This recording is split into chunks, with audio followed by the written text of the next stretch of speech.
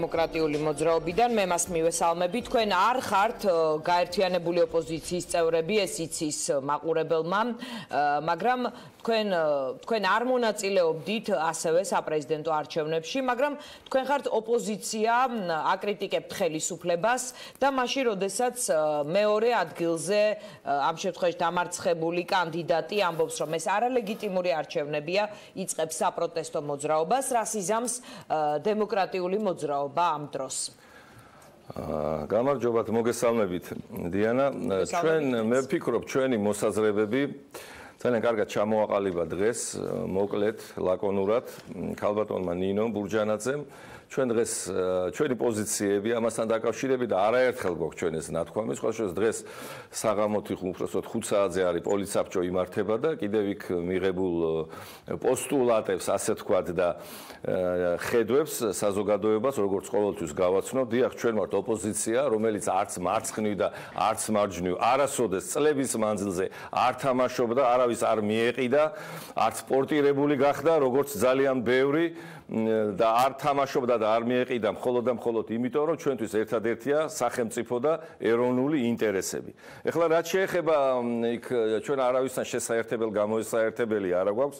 ჩვენ ჯერ კიდევ მაშინ, როდესაც იყო საუბარი საერთოდ ამ არჩევნების გაყალბებაზე, ის რომ ქართულმა ოცნებამ ვერც ერთი დანაპირები ვერ შეასრულა და უპირველეს ყოვლისა ის რომ არ შეცვალა სამარცხვინო საარჩევნო გარემო, უპირველესად თუ კი ვინმე ამას ამბობდა, იყო ჩვენი პოლიტიკური ძალა და აქედან გამომდინარე ბუნებრივია ჩვენ ვადამდელ საპარლამენტო არჩევნებსაც მივესალმები და ამას თქვენახევრის წინ მოვითხოვდით და რა თქმა უნდა იმ სამარცხვინო საარჩევნო სისტემას, რომელიც შესაძლებელია ეს მაჟორიტარები იქნება, ეს ჩვენი რა თქმა უნდა პროპორციული სისტემის მომხრე ვარ, თუნდაც რეგიონალური და საარჩევნო სისტემის თელი ნიუანსების, ისევე როგორც სიების, რომ დარბოდნენ ეხლა აქეთ იქით იწილო-ბიწილოსავით რომ ათამაშებდნენ ოცნების კოორდინატორები ჩვენს ფოტოებს და ხანსა დაგხვდებოდნენ ხან რომელ ბუჩქთან იყვნენ ჩასაფრებულიდან ხან მეორესთან რომ გინა თუ არა 48 მოხაზეთო რატომ უნდა ქონოდათ მანდ პირად მონაცემებში შეღწევის უფლება და სხვა.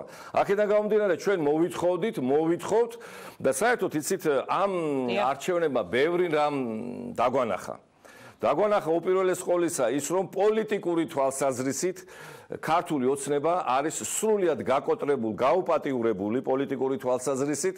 არავინ არ მოიტყუოს თავი, რომ ეხლა ჩვენ მილიონ რაღაც ხმები მივიღეთ. ის ხმები თქვენ კი არ მიიღეთ. ის ნაციონალების წინააღმდეგ იყო ხმები, აღარ ვლაპარაკობ მოსყიდვებზე და დამუქრებებზე და მათი ფურუმი რომ სახში მირეკავდა დინათვარა 48 შემოხაზეო, რომელი ქვეყნის დემოკრატია ეს? ქალბატონ სალომეს მინდა ვკითხოთ, რომ დაგღალა ევროპულობის საუბრით და ამის პასუხიც მიიღო, რომ ევროპელმა დამკვირვებლებმა თქვენ რომ სწორედ ევროპული ტიპის არჩევნები არ ჩატარდა ეხლა.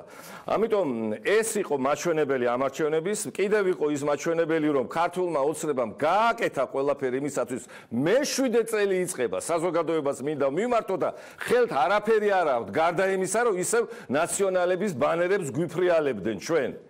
აი ესა თქვენ გააცოცხლეთ 300,000 ხმით მეტი მიაცემინეთ ნაციონალურ მოძრაობას და 800,000-მდე ავიდა.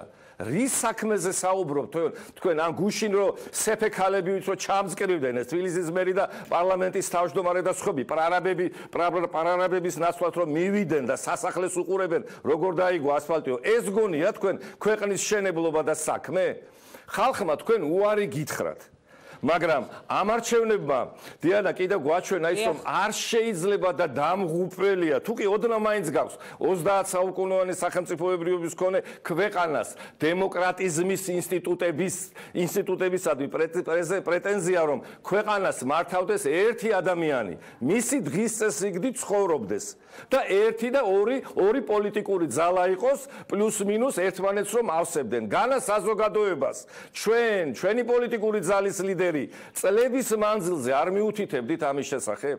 ამიტომ ვადამდელი საპარლამენტო არჩევნები აუცილებელია. ეხლა მე არ ვიცი რომ არ ქმევენ ხოლმე მესამე თუ მეხუთე ძალა აუცილებელია პარტიები. სხვაგან წავედით. გეკითხებით, თქვენთვის გასაგები, ანუ ვადამდელ საპარლამენტო არჩევნების მოთხოვნაში თქვენ ეთანხმებით ნაციონალურ მოძრაობას აი ამ ჯგუფს და იქნებით მათთან ერთად თუ თქვენ დამოუკიდებლად შეეცდებით ვადამდელი საპარლამენტო არჩევნების მიღწევას. აი როგორია როდია თქვენი დამოკიდებულება ამ შემთხვევაში იმ პროტესტის მიმართ, რომელიც აქვს აი ამ კონკრეტულ პოლიტიკურ ჯგუფს და მეორე ადგილზე გასული კანდიდატის მხარდამჭერებს. რომელსაც ისეთი ხელშეწყობა ჰქონდა ბიძინა ივანიშვილისაგანო 800-1000 რა ხელშეწყობა ბატონ გიგლა ლამის ამ დროს ასიცოცხლო ბრძოლა გამოცხადდა და თქვენ ნახეთ რა ტიპის დაძაბული ორთაბრძოლის მომსწრენი ვიყავით ყველანი. კი, გასაგებია, მაგრამ ამას ქვია სწორედ ხელი ხელს ბანს.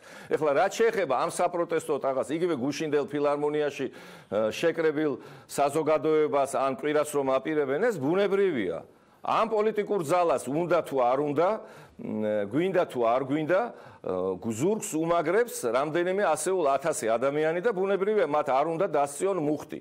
ეხლა ჩვენ კიდევ ერთხელ ვამბობთ, რომ ჩვენი და ნაციონალური მოძრაობის ხედვები დიდი ხანია გაყოფილია, ამას საფუძველი დაედო ჯერ კიდევ 26 მაისს და უფრო ადრეს, მაგრამ არის საკითხები, რომელშიც შესაძლებელია განხილულ იყოს აზრთა, იდეათა, შეხედულებათა თანხვედრა. ეს არ ნიშნავს იმას, რომ ჩვენ ვიღაცას უნდა ვეახლოთ, ან ვიღაცა ჩვენ უნდა გვეახლოს მიტინგზე ან სხვა, მაგრამ პოლიტიკური პროცესი თავის თავში მოიცავს კონსულტაციებს, შეხვედრებს, გვალმაგისდასთან საუბარს, აწონვას, დაწონვას საკითხებზე და მე ვიცი რომ ჯერ კიდევ ვიდრე არჩევნები იქნებოდა ჩვენ მონაწილეობდით. ერთ-ერთი ჩვენი ინიციატივა იყო ეს რომ მრავალი პარტია შეკრებილიყო და ამ საკითხებზე გვემსჯელა. შეჩერდა ის. თუ ეხლა ეს წამოიწევს ხელმეორედ ჩვენ რა თქმა უნდა სხვა პოლიტიკურ ძალებთან ერთად მივიღებთ მონაწილეობას, იმიტომ რომ ერთ-ერთი თანაინიციატორი კი არა,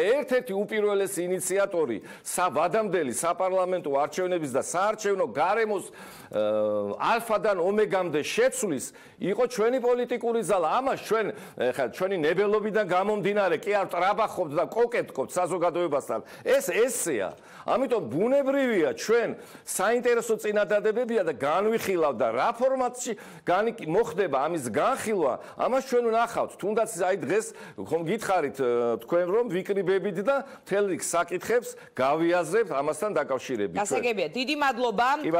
დღეს როგორც ჩანს, დემოკრატიულ მოძრაობაში, ასევე ევროპულ საქართველოში პოლიცსაბჭოს სხდომებია, სადაც ეს ჯგუფები მიიღებენ გადაწყვეტილებას სამოქმედო გეგმების შესახებ.